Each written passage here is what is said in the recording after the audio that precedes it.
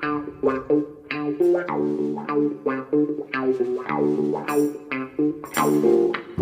evening, sir.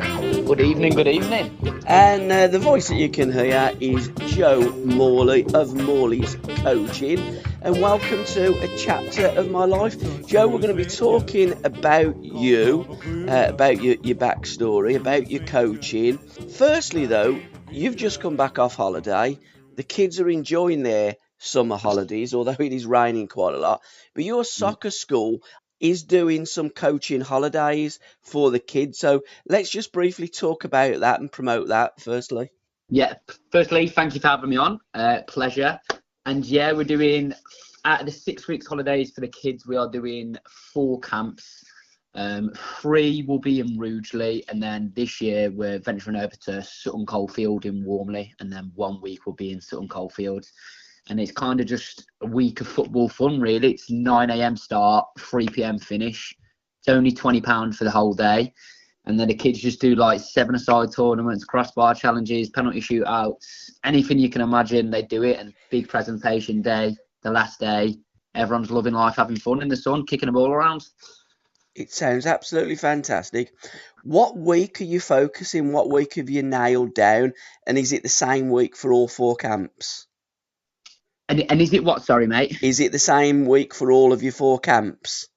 No, so we're doing in Rugeley. We've got the 31st of July to the 4th of August, so that's next week. Yeah. We've got the 15th to the 18th of August, and then the 29th of August to the 1st of September, and then our Warmley one in Sutton Coldfield is the 21st of August to the 25th of August, another week. So it pretty much goes throughout the school holidays for the kids. Yeah, pretty much, yeah. We've only got 2 weeks where we're not doing a camp, yeah. Fabulous. How many coaches have you got, or how many coaches will be coaching at those schools? Obviously, it depends on the numbers, but Yeah. when we done our one in May, just gone, our May camp, that was our biggest ever camp. That was, we had nearly 100 kids, so we had like 10 coaches working all at once, yeah. And are you going to be reaching those numbers now? Do you want more kids? Do you take boys and girls? And I'm sorry if you've already mentioned it, but what age groups? What's the earliest and what's the latest, youngest and oldest in old money? Yeah, we take all boys, all girls, all abilities. You don't need to be a world-class footballer. You can literally be a beginner. And the ages are from 4 years old until 12 years old, 13 years old. So it's roughly school years, year 1 to 7. So yeah, literally, we are taking on more kids for the camps. We've got next week, we've got, I think, 80 kids booked on for that week. And then roughly around 80 per camp in the Rugeley one. And we're trying to get up to about 100 in Sutton. We're at about 50, 60. So we can just take about 40 kids more on for that one. So for the kids that are listening to this, or the parents that listen to it, how do they connect with you and how can they sign up to your soccer camps during the summer? Yeah, we have leafleted pretty much every school in Sutton Coldfield and Rugeley, but on social media, if you just type in Morley's Coaching on Facebook or Instagram, drop us a message. We post literally twice a day, and then just fill out a quick survey link and literally everything is done. And who provides the music for your socials? Because it's quite funky music that you put to your videos, isn't it? Believe it or not, it's actually me. Right, I sit there and do everything, yeah, just whatever comes to mind. I'll be honest, I didn't think it was your dad that was going to put that kind of music to it. He's a bit more... No, absolutely. A bit more old school, like myself. Does your dad get involved? Do you have any guest former pros that are there showing the face and showing the kids a trick or two? Yeah, but what originally started was in lockdown. I was only 16 years old and I've just left school, and we was just planning how I can earn myself a little bit of money and obviously do something that I like doing. And I was just writing it down on a little scrap piece of paper, like what I could do, what I was good at. And I've always been good at football. Like I've played for it since I can remember. And then I just started doing a little bit then, like one-to-one sessions with my friends, not charging them or anything, just taking a few videos of them and stuff. And Tony would help me. He helped me out probably for the first year when I couldn't drive or anything. So he'd come over and whack the balls in his boot and all that type of stuff. And then from there, you just get 1 client, 2 clients, and then it just took off from there. And he still helps me out at the camps. So he'll come on the last day of the camp and he has like a replica of the European Cup trophy. Yeah. and he'll bring that down, and all the parents get there and take photos. And sometimes Gordon Cowans as well. He's been down to a couple camps. If he can make them, he'll show up. I mean, how lucky are the kids that not Yeah, no. only do they get to play football in the sun and get nice, good coaching and have fun, because the bottom line is football is all about fun and crossbar challenges and stuff like that. It's all Yeah. fun stuff, and the more that the kids enjoy it, the more that the kids have fun, the more that the kids will come back. But the icing on that cake is surely having a picture taken with the European Cup and meeting a legend of the game, because there's only one team in this area that's ever won the European Cup, and there's not that many English teams that have won it. So to have that connection is first class, isn't it? Yeah, it's crazy. It's when you get a lot of Villa fans are around near me. To be fair, around Yes. Rugeley, and some of the kids, obviously the younger ones, are not going to know. But when their parents come and drop them off, and they're looking, and they're like, "You should know who he is. You should know." And they're all going, "Who's Tony? Who's Tony?" That's the sad thing, really, about the modern age and about the TV and radio media per se, that our greats, our legends aren't on there more. I They know. see the new, and rightly so, because different times, different kids have heroes growing up, etc. But those players should never be forgotten, and certainly the achievements of those players definitely shouldn't be forgotten. Nah, of course not. Is when you think about it properly. Obviously, I probably overlook it sometimes because I'm his son, obviously. But when you actually sit there and think about it, and then it's when you go to Villa games, I deep it, if you want to call it that, and everyone's coming up to you, and you see all the posts on the walls and name on the stand and stuff, and I was like, wow. When was you first aware that your dad was one of the greatest left wingers that England have ever produced and won the European Cup and scored some of the greatest goals in European Cup history? Well, let's talk about you growing up. When did you first realise it? So obviously, I've always knew he played football. Yeah. I'll probably say I properly realised it when I started. I'd say probably about like 14, 15, 16, so that age. And I actually fully understood that, wow, he's actually been at like the highest level you can go and done it. Yeah, I mean, again, not many players are able to play at that level, and he did. So where did Joe Morley grow up? What's your background, Joe? Yeah, so I grew up. I live with my mum lives in Rugeley, Yeah. in Staffordshire, and then Tony lives in Sutton Coldfield, Warmley. And then, because I was playing at West Brom, I got scouted for West Brom at the age of about 6, and then I stayed there till 12. So I'd kind of do.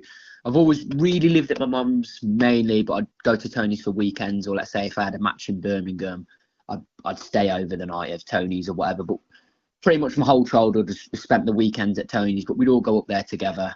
And then just depends where my matches are really. And then from, I think it was 12 to 15, I went on trial to Villa, moved up to there. So then I spend a bit more time at Tony's then, because obviously it's down the road and stuff from his house. And we used to get took on day release out of school. So I'd get a day out of school. And then some of the lads that would live far away at Villa, they'd be put up in the Belfry Hotel, but I'd obviously stay at Tony's. It's literally 10 minutes away from Bodymoor Heath. So yeah, a bit of a mix really. Weekends mostly at Tony's house. Everyone would go over there, and then normal weekdays would be at my mum's in Rugeley. Yeah. So what school did you go to? What was your education like? Did you excel at school? Truthfully, not really. Yeah, same Just a here. normal education really. Just standard primary school around near my area, and then I went to just a high school in my area too. It was called Cardinal Griffin, and then my primary school was Churchfield Primary School. Yeah. Did you play for the district? Did you play for the county when you were a kid? What was you like, and what position did you play as a lad? Yeah, so I'll tell you the full background story. So joined my local Sunday team probably about 5 or 6 years old, and then the first couple of games I got scouted for West Brom, and then went into their like pre-academy thing. I don't think you could sign properly until you were 7. So then signed with them, stayed with them till I was about 12 years old. We'd done a few tours, went up Poland, Germany, Ireland, played all over the shop really. I was mostly always a winger. Every now and then I'd drop back into left back when I was younger. But now I'm too scared to head the ball, so I don't like doing that. Your dad didn't head the ball much, neither. Yeah, and then I moved to Villa from about 12 to 15, and then mainly always a winger, occasionally a left back if they depended what formation we play. And then, believe it or not, I actually quit football, fell out of love with football.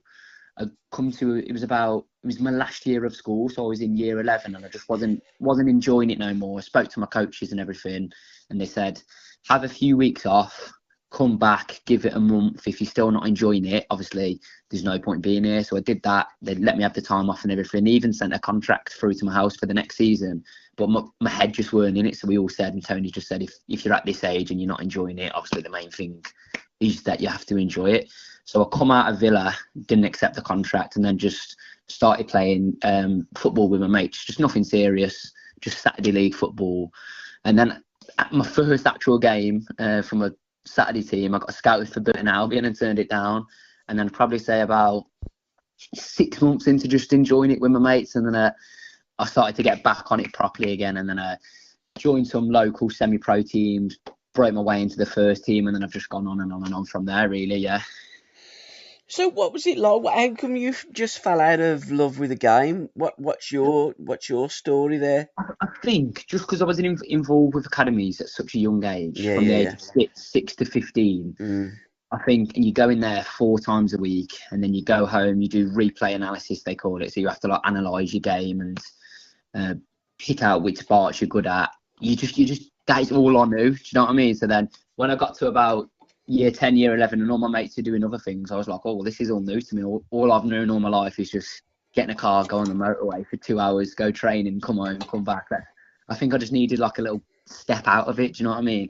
Because that's all I've known. But then when I stepped out of it, give it a year, and I seen all these lads, because in my group it was like, like Louis Barry and Tommy O'Reilly and everyone, and I seen all these guys kicking it on, and obviously when I was their age, I was on their level, always in their team, so I'm like, Jesus, if they can do it, I know I can do it. So then obviously I'm back on it now. Now you're a bit older and you realise kind of what you had, you kind of appreciate it a little bit more. Do you think there's too much stress on kids? I mean, that what you've just described at an academy, that just seems really over the top. At the end of the day, it's just playing football and trying to score goals and stop the other team scoring. It is a simple game, isn't it, really? Just put the ball in the back of the net, yeah. 100%. There is definitely in free academies, because like I say, it's not just showing up for training once a week in a match. You're there 4 times a week. Then you'll have to go and do, they call it, I don't know what they call it in the academies nowadays, but like position specific sessions. So like wingers will go and do a specific one day, strikers, defenders. Then you go home and analyse it. At West Brom, we was doing fitness tests every 6 weeks, so they'd analyse how fast you can run. Do you know what a bleep test is? Yeah, unfortunately I do. My one lad used to play for 3Cs, and they used to do a bleep test quite often. I managed at Marston Green. I'd stick your bleep test up your jacksie. All you do is kicking a ball and playing football and honing your skills. It's football. I wanted to produce footballers, not athletes. That was the whole point, and we had to do that every 6 weeks. And then a couple of years ago, that actually got thrown out and was like, it's too much for the kids. Like you're testing them too much. But I think it's just the correlation of all that. And just last week, actually, because it's obviously off season now, I'd done this academy session. I trained this lad from Stoke. He's only 8 years old, and he comes to me every week. And he said, can a few of my friends come? He's like, some are a little bit younger, some are a little bit older. And I was like, yeah, that's fine, bring them along. So we'd done like a group session.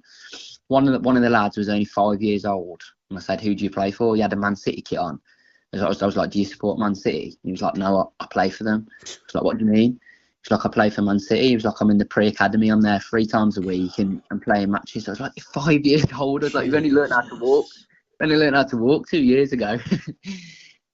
It's unbelievable. It's quite mind-blowing, isn't it? The age that, I mean, I've got grandkids that are that age, and to think that they're going up and down, I mean, from Stoke to Manchester, granted it's not that far, but it's far enough, and to be playing football and having them stresses at that age is ridiculous. Who's your heroes growing up, Joe? Who's my heroes? Yeah, footballing heroes. Who do you support? I support Villa, obviously, but Messi's always been the one for me. He is the best in the world for me. Everything he's done as a kid, I was just looking at him. I used to have him up on my wallpaper. I had like a Messi Barcelona wallpaper in my old room. Yeah, everything to do with Messi, I just like about him. again, a quality player. But you couldn't imagine Yeah. Messi doing a bleep test, could you, and stuff like that. What Imagine him going playing centre half, and then you got to self-assess yourself. Self-assess, Lionel. What did you think about your ability playing centre half? You're toast there, right? You can't do anything about that one. It's absolutely incredible, isn't it? Mm. So, coaching the kids, do you?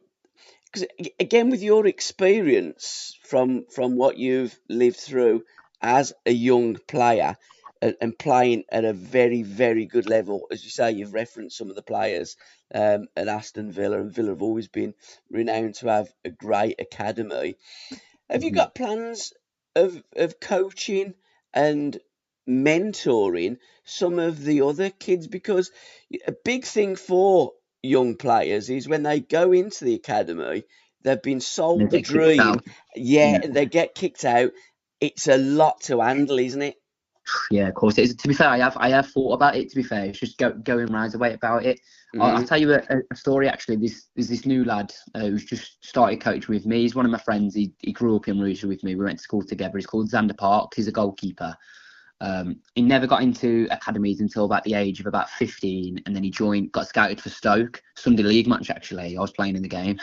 He's a goalkeeper, and done his scholarship at Stoke. Got offered a scholarship. Done there. They moved him out to Diggs, and then they didn't offer him a professional contract, but he got offered a professional at Shrewsbury. So done a year at Shrewsbury on a pro. He plays for his international team, St Kitts. They've just done that tournament Inter Miami. They was playing it Inter Miami for the last 6 weeks.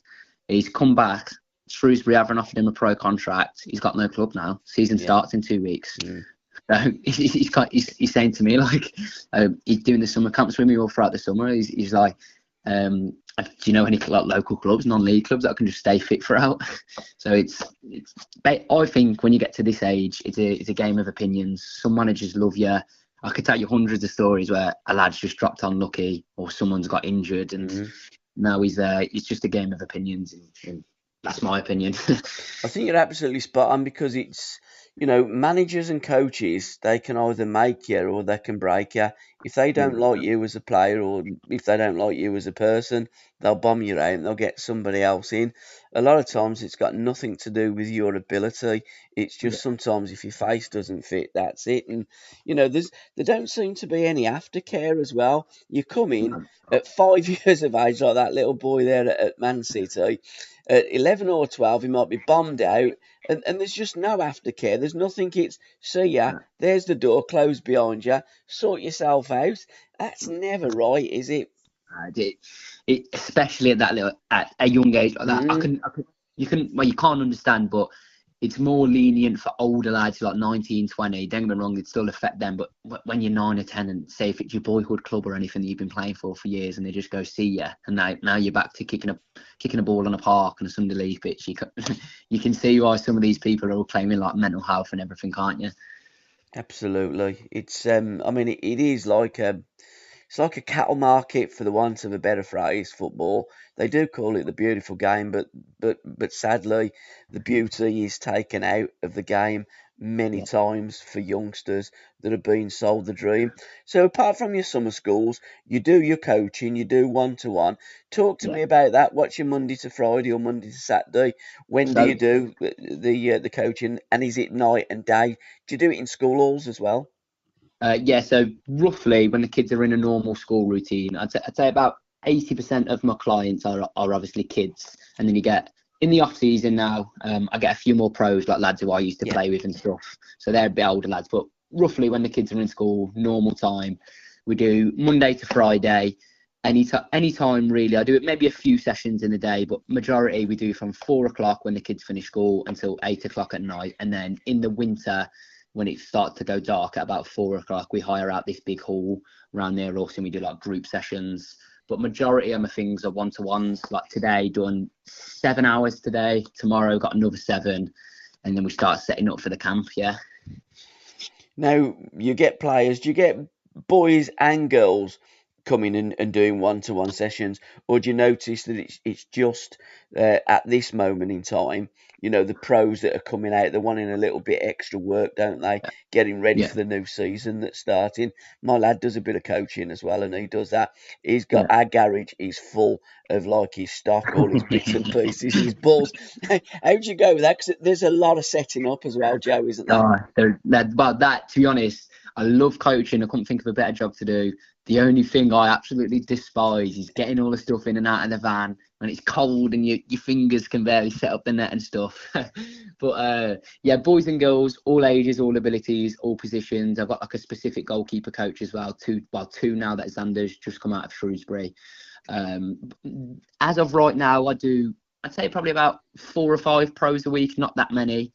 And it was actually majority of my clients was mostly boys up until the girls won the Euros last summer. And then since then, I'm telling you, I'm almost competing. The girls are competing with the boys now, I'd say.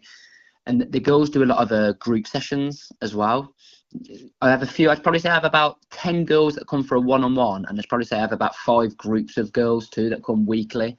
There's a club round near local to me, Browne Social, and they run a ladies team, and the person, her daughter, is Daisy, and the mum, Becky, been really good to me. She promotes me and everything, gives the flyers out for me to all of her teams. She runs the girls team, so it's kind of word of mouth. As soon as one of the friends go, then they're like, oh, come along, I like it here. So yeah, the girls are competing with the boys. I'd like to see what's going on next year with that, actually. Yeah, I mean, in real terms, the boys will never compete with the girls, and conversely, the girls never compete with the boys. It is a completely different sport, really, almost. Mainly down to the size and the strength, etc., and the way that a boy can just ping the ball, especially when they reach pro level, ping it from one side of the pitch to the other, and that. And the girls, it's almost as though. Do you ever use the weighted ball? It used to be called football de salou. I think it's now called futsal. Do you introduce that into any of your sessions? Because that's great for your skills. Because you can't whack that ball. You have to pass it and caress it. What That's did you say? Sorry, Matt, I just lost you the last 2 seconds. Sorry, the futsal, the little weighted ball, and the girls, their game is based around a lot of skill side to it, because they haven't got that strength, and the girls can play with the boys till I think they reach about 14, then they have to go and play on their own, don't they? But their game really is growing after this World Cup, probably grow even more, hopefully. Oh, 100%, yeah. So what I have used the futsal ball for myself. We used to do futsal tournaments at West Brom and Villa, but for my personal training, I have little footballs, like really tiny footballs, and then tennis footballs as well. Obviously, Tony taught me everything I know about coaching, and obviously he actually used to do sessions with me, just get a ball on a field, and we'd be there for hours just practicing this one thing. And his big one with me, he'd set up a little box, just 5-yard box, and he'd whack up a tennis ball as high as he can. And I'd have to control it, and I'd have to land back in that box. Because he used to say when he trained when he was a kid, he only ever used to use a golf ball or a tennis ball, believe it or not. And that's the reason why his toes are a little bit folded over now. But so yeah, when I don't use heavier footballs, I use really small ones and just get the control going and like whack a tennis ball up in the air, see how long they can keep it up for, little stuff like that. Now, I'm guessing that you don't get taught that at the coaching schools. Have you gone through your coaching badges? And I'm a firm believer that you don't need to. I think that the advice from former players that actually played it and have seen coaching from that highest level with great coaches that they've had over the years, I think that's more valuable than a piece of paper and all the rigmarole that surrounds, I'm guessing, a UEFA being a UEFA A licence. Yeah, I'm very glad you said that, because I could not agree more. The amount of, not arguments, but debates I have with these people. If I said to, without sounding cocky or anything, Tony's played at a lot higher level than the majority of people. If 100%. I said to Tony, even spell coaching qualifications, he couldn't do it to you. Yeah. I have got just my FA level 1 and 2. I'm going to get my UEFA licence, but I know so many coaches around my area that's got all the badges to the name. And without being disrespectful, they can't even do 5 keepy uppies. No. So anyone who asks me about my obviously I've got my DBS and my insurance and first aid, obviously that stuff, you need that stuff. But anyone asks me, I say I've got my basic FA level 1 and 2, but I speak from experience. I actually know what I'm going on about. Unlike some of these people, there's this one round near me. No disrespect to him, he's a nice lad, lovely lad and everything. And he's a PT and he does nutrition plans and everything. But he's overweight. So no disrespect to him, lovely lad.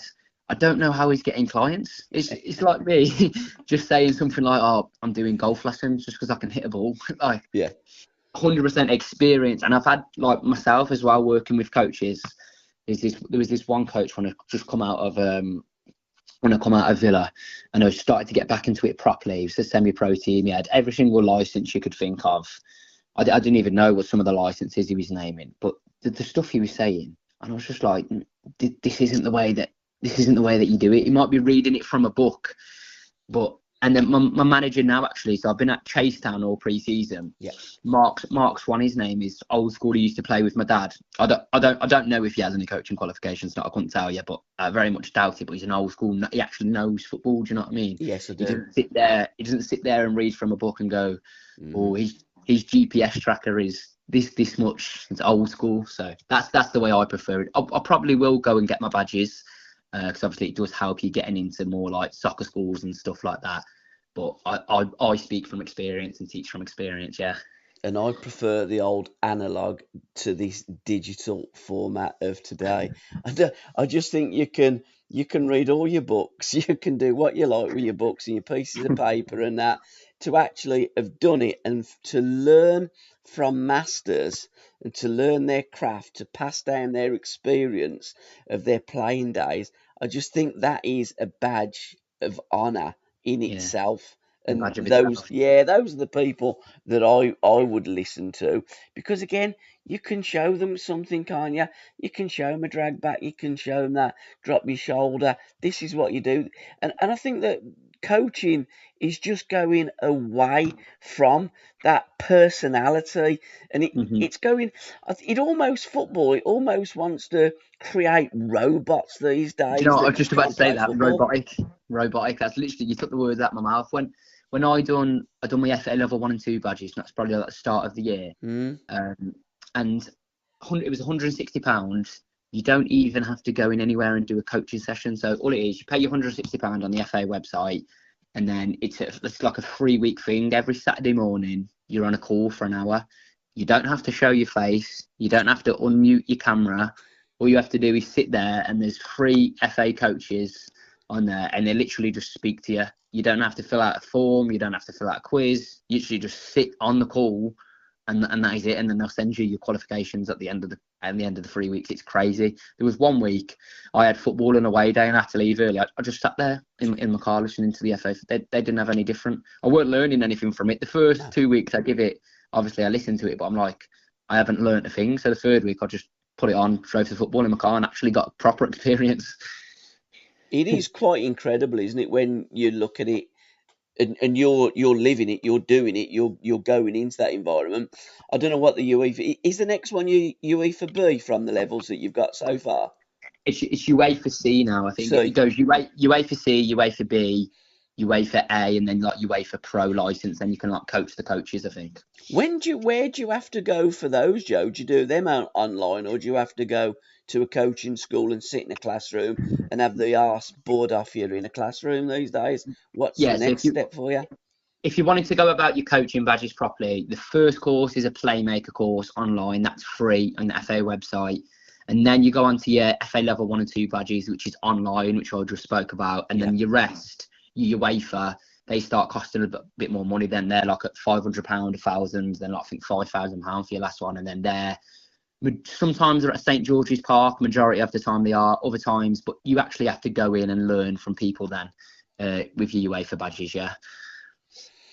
So it's a very, very expensive business, isn't it? Getting your coaching badges and really and truthfully, getting your coaching badges to tell you that you can actually coach. And, footballers, I don't know any footballer that says, I'm actually a football player. They just are natural born football players. And it's only passing down them skills. Quite incredible. So you mentioned Chasetown. You're there at the moment. What's it like up there? What was your pre-season like?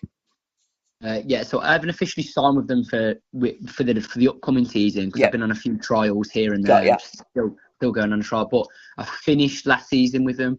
And the reason I'm doing pre-season with them, obviously, it's really local to me, 20 minutes away. The manager's good and he knows Tony, but they run the socks off for you. Even though no one likes to run that much, it's so good for you. Like I say, really old school manager. I've been with managers this pre-season when I'm on trial and stuff. And you put them GPS trackers on you. If your heart rate's a bit too high, if you're in the red zone, they call it, you're not allowed to do certain runs. Our first pre-season back in June, he got us all in, and he said, "I don't believe in any of this GPS bollocks. I don't believe in this. You run and you run hard." And we've been up hill sprints and cannon chain. Horrible, absolutely horrible, but it's what you need. Absolutely, you need your fitness, and ball work as well. Doing the fitness with the ball is invaluable. So, what's next then for Joe Morley? Where do you want to be in 12 months' time, Joe? Playing football professionally or doing your coaching? What's on the horizon for you, mate? Yeah, always been my main goal for the last 3 years. Is always professional footballer. Just try and play as high as I can. But to be honest, when I first started out my coaching, I didn't think it'd get to where it is now. And it's kind of like overlapping. The amount of having I like turn down just like certain training dates because I've got a big camp on or whatever. But 100%, my main goal is to become a professional footballer. Yeah, and then hopefully my aim with the business is to just get it running, so we can do the summer camps and occasionally I'll do like a one-on-one session. So that's my aim. 100% is to go professional now and then just keep the coaching running, but just not do it as frequently as I'm doing it now.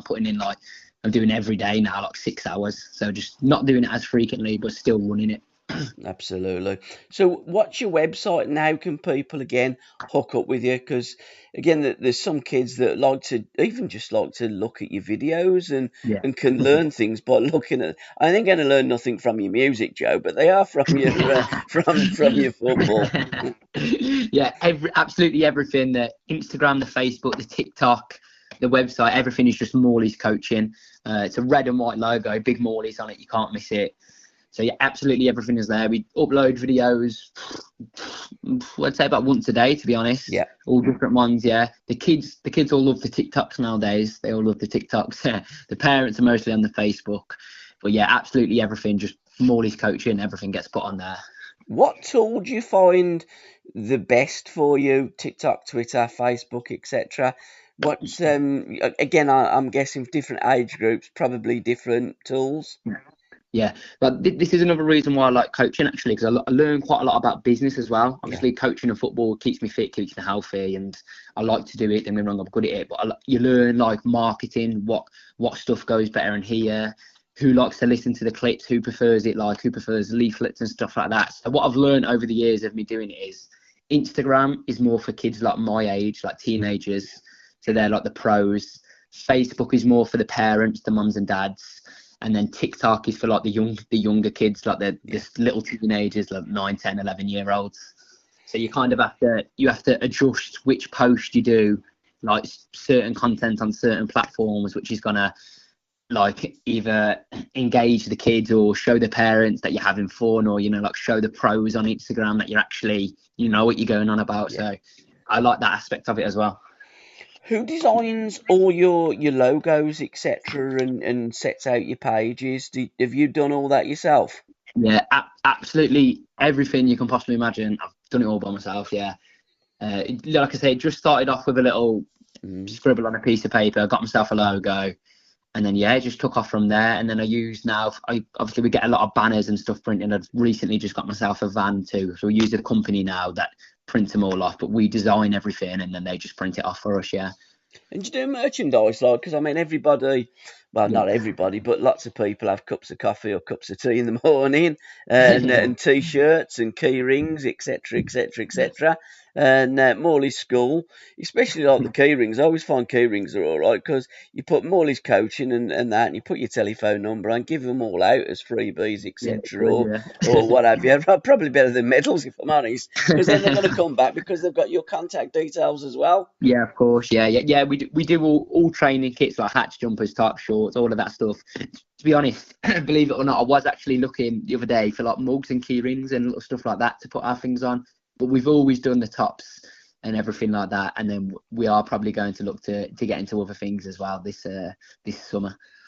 There's so much to do, Joe, and to think that it There started is. off with a blank piece of paper and you're just scribbling things out, and now you've come this far. So your plans for this season, will you be signing to a team? How can we follow Joe Morley playing football this season, as well as your soccer schools and your coaching?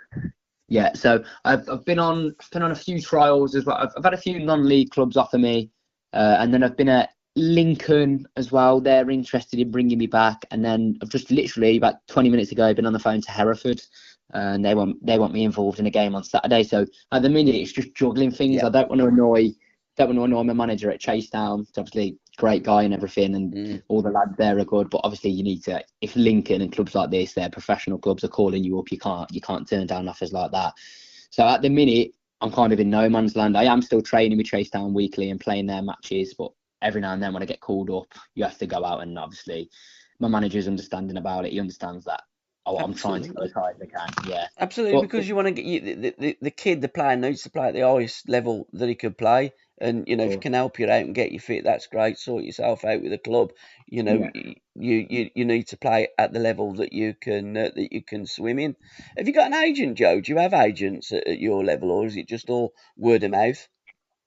As of right now, I'm not in a contract. I was in a 2-year contract with one, and oh my God, it was the worst. You have to be very careful with agents. Some are really good, some are really bad. I'll briefly explain the story. So when I come out of Villa and I just started to play again, there was this agent who contacted me, and he says, "We've been watching you, blah, blah, blah. Can we meet up for a meeting?" And obviously, I'm only 15 years old. I'm thinking, agent, yes, I'm big time here. I was like 15, 16. Signed on with him for 2 years. Never really thought anything of it. It's like when I say he's done nothing for you, I mean like absolutely zero.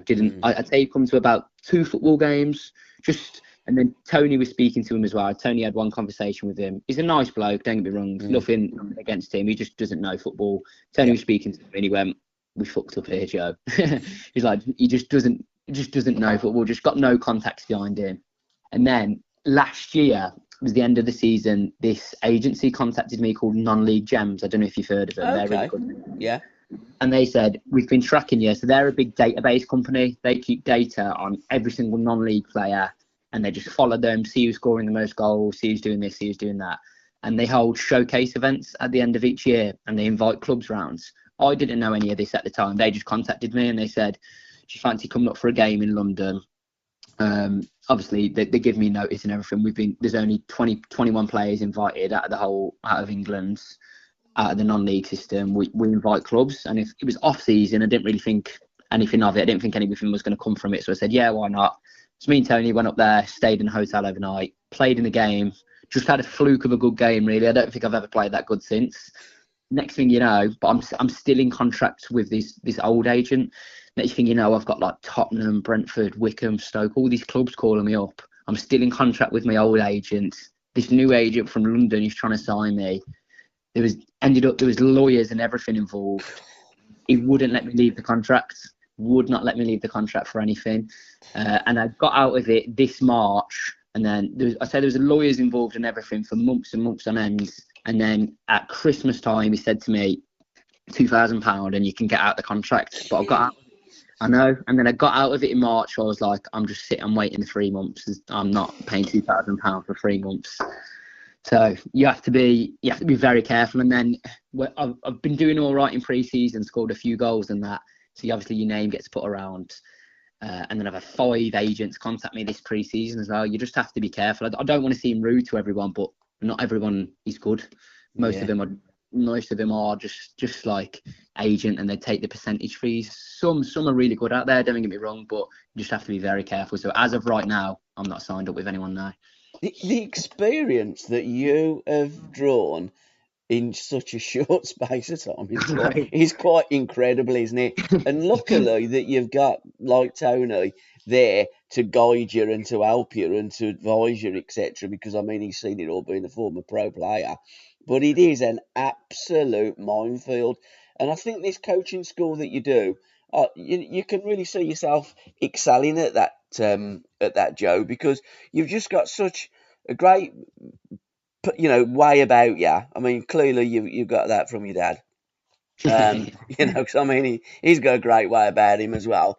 But that information that you can pass on to kids and guide them, and as I say, there's certain levels, isn't there? You got the coaching, you got the Yeah, there mentoring, is. you got everything else. What did you say then? Sorry, you just cut out on the last little.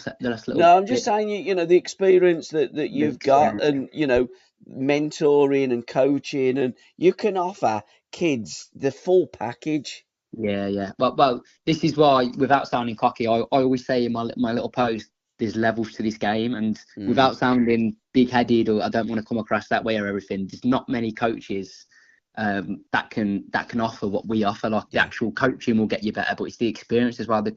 We've done pretty much everything. There's this lad who works with me like full time. His name's Reese Williams. He's pretty much been on the same journey as me. He was at Wolves. He played for Man United Academy as well, and then Wolves let him go. He was a goalkeeper because he was too small when he was 16.